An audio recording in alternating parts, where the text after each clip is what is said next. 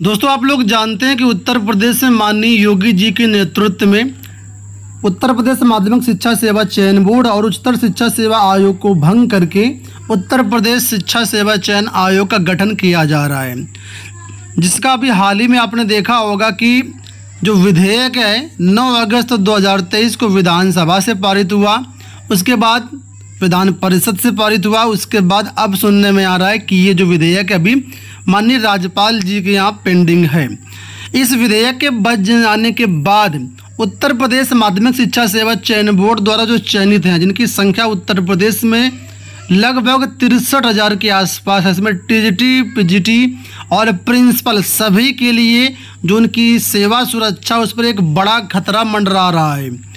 इस न्यूज़ को मैंने अभी करीब 1 हफ्ते पहले कवर किया था। इस वीडियो के माध्यम से मैं आपको विद प्रूफ यहाँ पर दिखाने वाला हूँ कि माध्यमिक शिक्षा सेवा चयन बोर्ड की धारा 21 क्या है, धारा 18 क्या है और इस आयोग में किस तरीके से उनको रद्द किया गया है, जिससे एडेड माध्यमिक के टीजीटी पीजीटी टीचर्स के लिए एक बहुत बड़ा उनकी जॉब में खतरा है।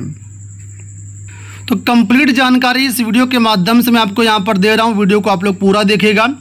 साथ ही साथ यहाँ पर हम DSSB PRT वैकेंसीज के बारे में बात करेंगे कि आखिर कितनी पदों पर वैकेंसी जा रही हैं और कब तक इसका विज्ञापन जारी होगा। तो आप लोग इस वीडियो को अंत तक देखिएगा। साथ ही साथ वीडियो को लाइक करो या ना करो, लेकिन वीडियो को शेयर जरूर कर देना, क्योंकि बहुत ही इंपॉर्टेंट वीडियो है, आप सबकी लाइव से जुड़ा हुआ ये वीडियो है।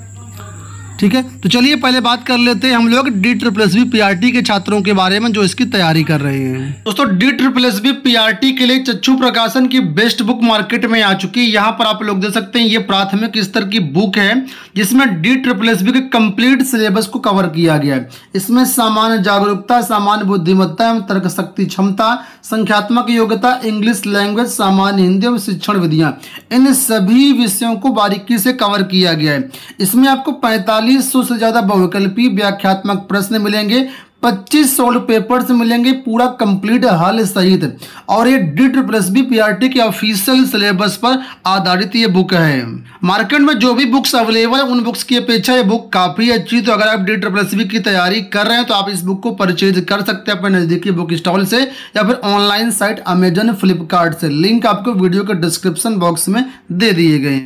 चलिए अब वीडियो में बढ़ते हैं आगे। यहाँ पर आप लोग ये देख सकते हैं उत्तर प्रदेश माध्यमिक शिक्षा चयन बोर्ड अधिनियम 1982, जो चयन बोर्ड का अधिनियम था, जो चयन बोर्ड की नियमावली थी, उसकी धारा 21 में आप देखिए क्या व्यवस्था दी गई थी। यहाँ पर यह व्यवस्था दी गई थी, अगर कोई प्रबंध तंत्र जो टीजीटी पीजीटी से चयनित शिक्षक है उस पर किसी भी प्रकार से कोई कार्रवाई नहीं कर सकता है जबकि चयन बोर्ड की लिखित परमिशन ना मिल जाए। इसी का जिक्र यहाँ पर धारा 31 में किया गया है। यहाँ पर देखो आप लोग, लिखा हुआ है कि प्रबंध तंत्र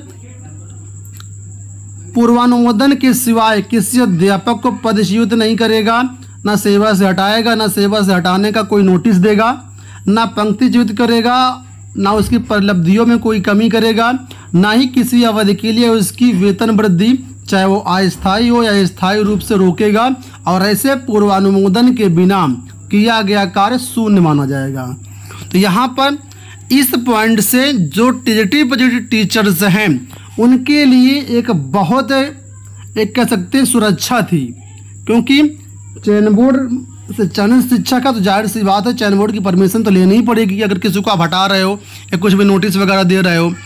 तो ये एक बहुत अच्छा नियम था। और आप लोग अभी शायद जो टीजीटी पीजीटी छात्र हैं जो तैयारी कर रहे हैं वो लोग इसके बारे में नहीं जानते होंगे। जो हमारे टीजीटी पीजीटी शिक्षक हैं वो भली भांति इन चीज़ों को समझ रहे होंगे। बहुत सारे ऐसे मैनेजर हैं जो कि बिल्कुल भी अच्छे नहीं कह सकते आप उनको, और ये हमेशा परेशान करते रहते शिक्षकों को। तो जब ये नियम हट जाएगा तो समझ लीजिए क्या स्थिति होने वाली है। तो फिलहाल ये जो धारा 21 थी चयन बोर्ड की, इसको नए शिक्षा सेवा आयोग में ख़त्म कर दिया गया है। अब जो दूसरा महत्वपूर्ण पॉइंट है ये आप लोग देख लीजिए, कि प्रधानाचार्य से संबंधित है। चयन बोर्ड अधिनियम 1982 ये भी है। ये धारा यहाँ पर 18 की बात की गई है। ये है तदर्थ प्रधानाचार्य या प्रधानाध्यापक के संबंध में। आप लोग जानते होंगे एडेड माध्यमिक विद्यालयों में ये व्यवस्था है, अगर वहाँ पर प्रधानाचार्य रिटायर हो जाते हैं, ट्रांसफ़र ले लेते हैं, कुछ भी कारण से पद रिक्त हो जाता है, तो वहाँ पर जो सीनियर अध्यापक है उसको तदर्थ रूप में जो है कार्यवाहक इंचार्ज बना दिया जाता है, यानी प्रधानाचार्य के पद पर नियुक्त कर दिया जाता है। और उसकी नियुक्ति तब तक वहाँ पर रहती है जब तक कोई परमानेंट आयोग से चयनित होकर के नहीं आ जाता है। और जब तक तदर्थ प्रधानाचार्य काम करेगा तब तक उसको जो वेतन है वो प्रिंसिपल पद का ही मिलेगा, जो कि यहाँ पर आप लोग दे सकते हैं। जैसे बताया गया है कि जहाँ प्रबंध तंत्र धारा 1 के अधीन ज्येष्ठतम अध्यापक की पदोन्नति में विफल रहे, वहाँ ऐसे निरीक्षक अध्यापक की पदोन्नति का आदेश स्वयं जारी करेगा और संबंधित अध्यापक उस दिनांक से जब वो पदोन्नति के ऐसे आदेश के अनुसरण में ऐसे पद का कार्यभार ग्रहण करे, यथास्थिति प्रधानाचार्य या प्रधानाध्यापक के रूप में अपना वेतन पाने का हकदार होगा। यानी अगर प्रधानाचार्य के पद पर वो काम कर रहा है, शिक्षक जिसका प्रमोशन हुआ है, प्रधानाचार्य बना, तो उसको वेतन भी प्रधानाचार्य का ही मिलेगा। तो नए आयोग में इस धारा को भी पूरी तरीके से हटा दिया गया है। अब देखिए जो नया आयोग बन रहा है उसका ड्राफ्ट निमोली मेरे पास है। इसमें क्या है, इसमें व्यवस्था क्या है, तो यहाँ पर देखिए बताया गया है, पॉइंट नंबर आप 31 देखिए, यहाँ पर जो धारा 31 दी गई है यही एक सबसे बड़ी मुख्य वजह है जिसके कारण ये समस्याएं आ रही हैं।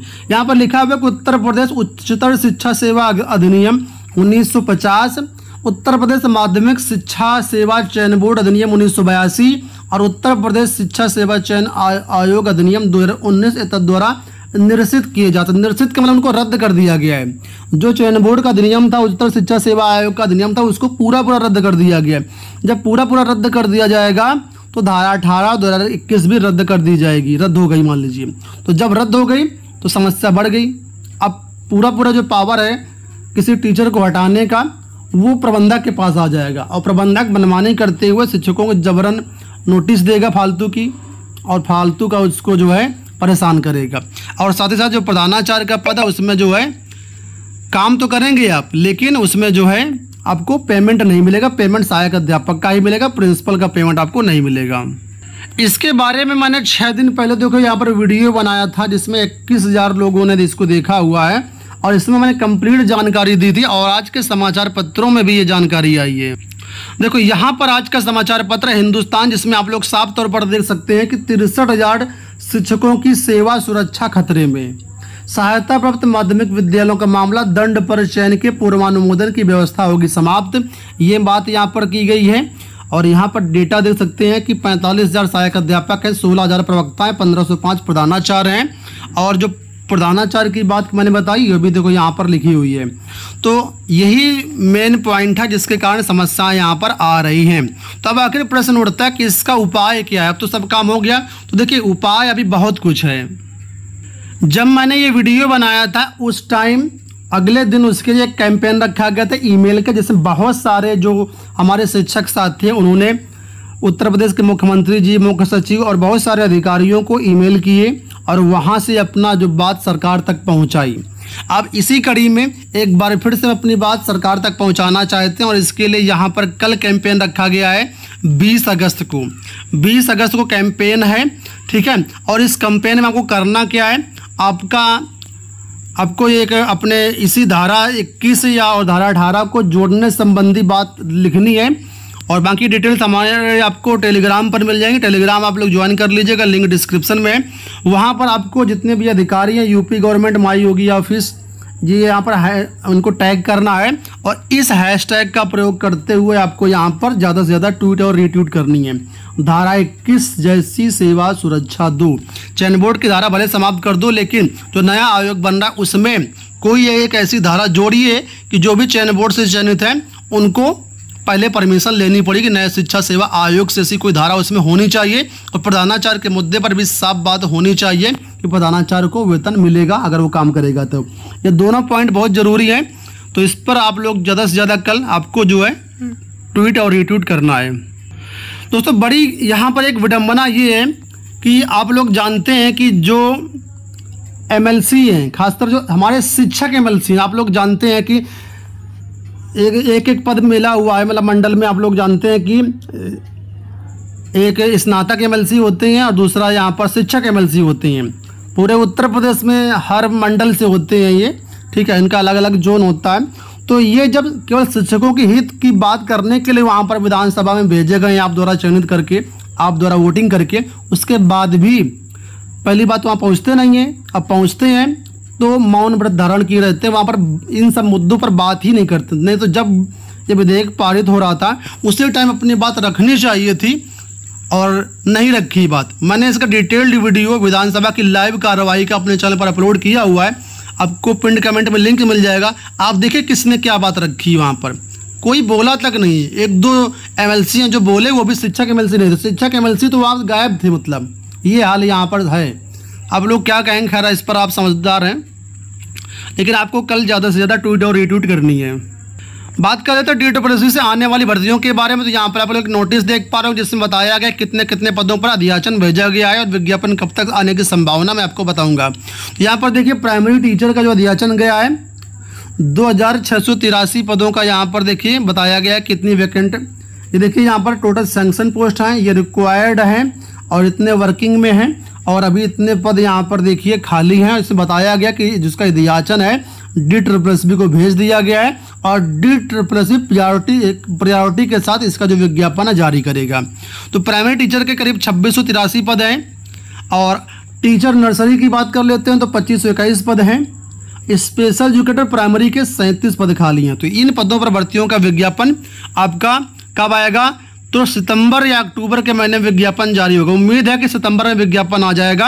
हालांकि पूरे पदों पर विज्ञापन नहीं आएगा, लेकिन इनमें कुछ ना कुछ पदों का विज्ञापन जरूर आ जाएगा। ठीक है, तो आप लोग तैयारी करते